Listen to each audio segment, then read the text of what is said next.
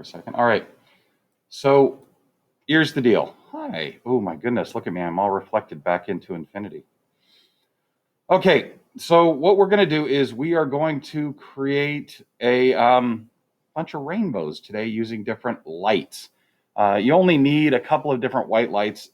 There's all different matter. You've got the little spirally bulbs. You've got the flash bulbs. We've got the fluorescent lights overhead. But your third one is going to be the sun. And so you're going to make sure and get a reflection out of the sun. I'm going to show you what you're shooting for today. And then you can do that. It takes a little bit of effort. It honestly works better if you have two people, one person kind of holding the disc to get the right refraction, and then the other person moving the camera. I'm going to show you how this works. I've got to move my little webcam here really quickly to show you how that works.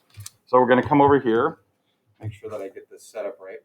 Would you kill the lights for me, Roman, so we can get a better shot of this?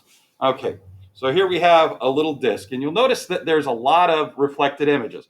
Now, I just killed the overhead lights, or Roman did for us anyway. Now, I've got two little lights shining. I've got one up on the top here.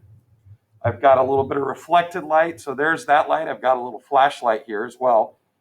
Now, what I can do is I want to make sure that when I'm recording this, I'm going to hit it with a light. I'm going to hold it off to the side here a little bit.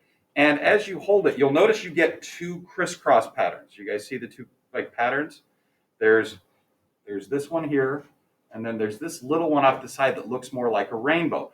That's the one you want to work. And you can see on the back side here, it's getting much better. That kind of rainbow refraction, that image is,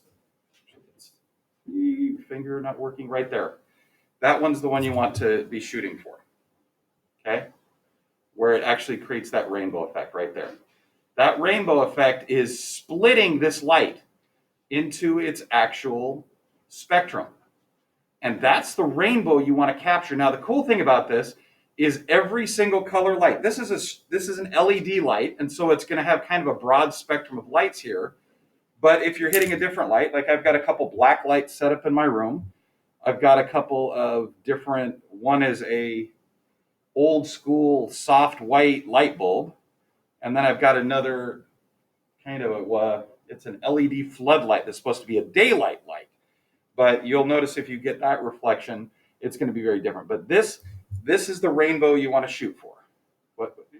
Finger, there we go, that one. That's the rainbow you want to shoot for, okay? Yes. The one that the pen is pointing to. This one is just, sorry, everything's backwards. This one is really just a reflection of the light itself. This right here is where it starts to refract. Do you see how you get that rainbow effect? And the more you kind of twist it. Now, the funny thing is I'm looking at it, and that's why I'm having problems, because looking down, I'm getting a different refraction. But looking from the camera, it's getting altogether a different one. So this rainbow over here is the one you want to get. This one is just a reflection, but this one is where you start refracting, breaking it apart. Okay? That is that light spectrum that you want. So that's what you're going to do. You guys are going to grab a hold of those discs. You're going to make that shot today. And, that was all weird. All right. But anyway, that's the plan for the day. It's really quick. 3 questions.